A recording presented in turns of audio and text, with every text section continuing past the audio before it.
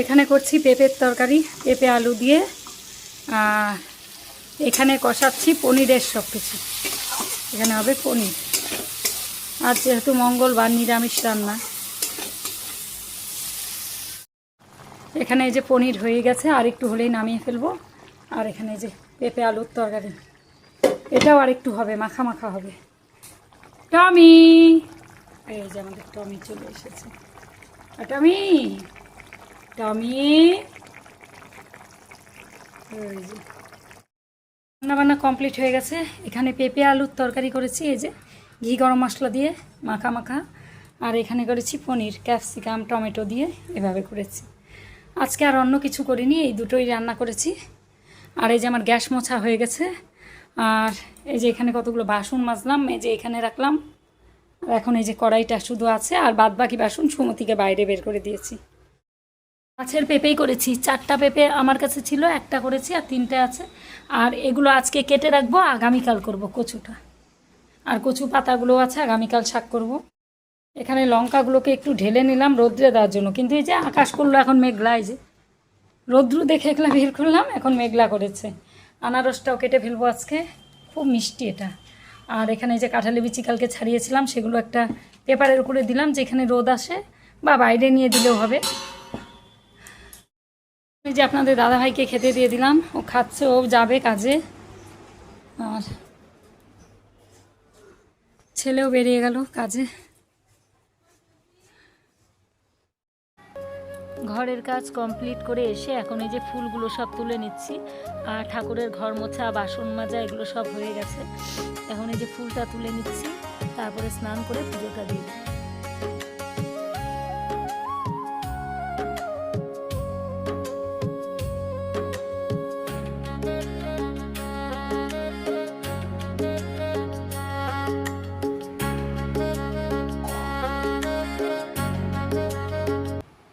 সকালবেলায় তো আমাদের ভেতরের উঠোন ঝাঁট দেওয়া হয়ে যায় অনেক ভোর ভোর, কারণ এত বেলা পর্যন্ত বাসি উঠোন রাখা হয় না।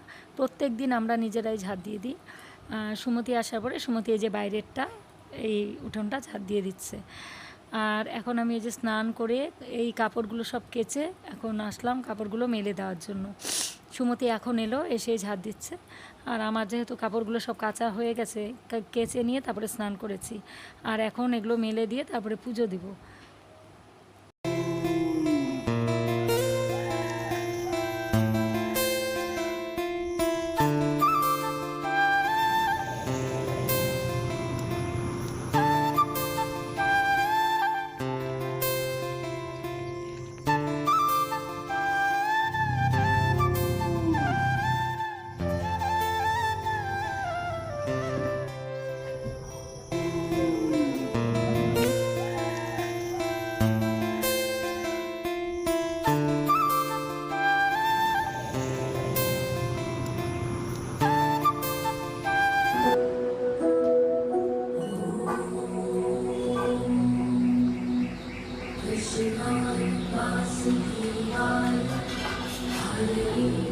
परमात्मने भगवतः क्लेशनाशाय गोविन्दाय नमो नमः।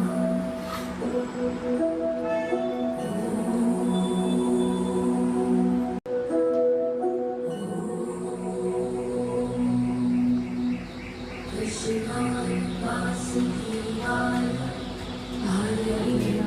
परमात्मने भगवतः क्लेशनाशाय स्वामी जय जगदीश हरे, भक्त जनों के संकट शरणी दूर करे। ओम जय जगदीश हरे।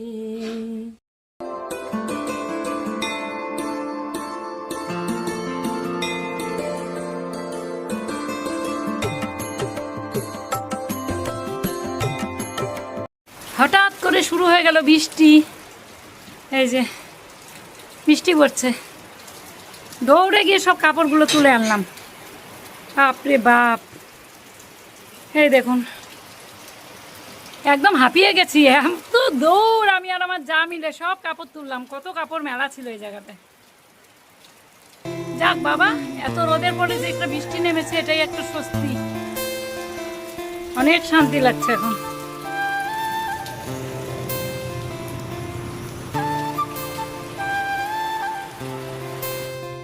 দশ মিনিট বৃষ্টি হয়ে যে আবার রোদ উঠে গেছে, দেখুন নীল আকাশ, একদম পুরো রোদ উঠে গেছে। সব কাপড়গুলো তুললাম, মনেই হচ্ছে না যে বৃষ্টি হয়েছে। দুপুর বন্ধুরা, আশা করছি প্রত্যেকে ভালো আছেন, সুস্থ আছেন। সকাল থেকে আপনাদের সামনাসামনি এসে কথা বলার সময়টুকু পাইনি। সমস্ত কাজকর্ম কমপ্লিট করে এখন এই যে ফ্যানের নিচে বসলাম, গরম লাগছে প্রচণ্ড। খাওয়া দাওয়া করে উঠলাম, এই 10 মিনিট হলো। এখন কটা বাজে বলুন তো, দাঁড়ান দেখি ঘড়িটা। এখন বাজে 2:10। তো বাজদাঙ্গলির পুজো দিলাম, মানে পুজো দিলাম, পুজো টুজো দিয়ে তারপরে এই যে খেলাম, ভাত টাত খেয়ে এসে এখন এই যে বসলাম। তার আগে যে কাপড়গুলো তুললাম, বৃষ্টি নামলো। 10 মিনিট বৃষ্টি হলো, কিন্তু ভালো জোরেই হয়েছে বৃষ্টিটা, ভালো জোরে। এখন আবার আকাশ পরিষ্কার হয়ে রোদ উঠে গেছে। কত কাপড় তুললাম, অনেক কাপড় মেলা ছিল। খেতে খেতে আবার হাত ধুয়ে দৌড়ে গেলাম আমি আর আমার যা, গিয়ে সব তুলে নিয়ে এলাম। প্রচণ্ড গরম লাগছে, আর চুলগুলো ভেজা ভেজাই আছে। আর ছেড়ে রেখেছিলাম এতক্ষণ, গরম লাগছে জন্য আবার এই যে বেঁধে নিলাম। ছেলেও তো চলে গেছে ছেলের কাছে, অনেক কটার দিকে গেল, এই 10:30। আপনাদের দাদাভাইও বেরিয়ে গেছে খাওয়া দাওয়া করে। আর গতকাল তো শিব, মানে শ্রাবণ মাসে প্রত্যেক সোমবারই আমি মানি, পুজোটা দিই শিব ঠাকুরে। আর নিরামিষ সোম মঙ্গল দিন, এর জন্য নিরামিষ রান্নাই করেছি। আজকে বেশি কিছু করিনি, খালি পেঁপে আলুর তরকারি করেছি, আমাদের গাছের পেঁপে, আর পনির করেছি। এই হচ্ছে রান্নাবান্না, তো শেয়ার করেছি আপনাদের সঙ্গে। যাই হোক, পরে আবার দেখা হচ্ছে আপনাদের সঙ্গে। এখন আমি বসবো ভিডিও এডিটিং করতে। গতকালের যে ভিডিওটা অর্ধেক এডিটিং করে রেখেছি, এখনও বাকি আছে আরও, সেটাকে এখন এডিট করে তারপরে আমি পাবলিশ করব, তারপরে আপনাদের কাছে যাবে। তো ঠিক আছে বন্ধুরা, আবার দেখা হচ্ছে আপনাদের সঙ্গে, আগে কাজগুলো করে নিই। শুভ বিকেল বন্ধুরা, এখন বাজে 5:30 বিকেল।